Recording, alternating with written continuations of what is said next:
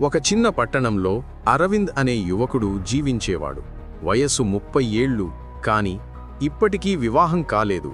ఎందుకంటే అతనికి ఒక స్థిరమైన ఉద్యోగం లేదు. సోమరితనం అతని పెద్ద శత్రువుగా మారిపోయింది. పని ప్రారంభిస్తే వదిలేయడం, ప్రయత్నం చేస్తే ఆగిపోవడం. గ్రామం లోకమంతా ఇతనితో భవిష్యత్తు లేదు అని అనుకునేది. కాని అతనిలో ఒక చిన్న ఆశ మాత్రం మిగిలి ఉండేది. తన తల్లిదండ్రులు రోజు నిదానంగా అడిగేవారు, "నువ్వు ఎప్పుడు స్థిరపడతావు బాబూ?" అని. అరవింద్ నిశ్శబ్దంగా తల వంచేవాడు. ఆ మాటలు అతని మనసులో బరువయ్యేవి. కాని అలసత్వం వదలడం అతనికి కష్టంగా అనిపించేది. ఒకదానిని మొదలుపెట్టి వదిలేయడం అతని అలవాటు. అతని రోజులు వృధా అవుతూ పోయేవి.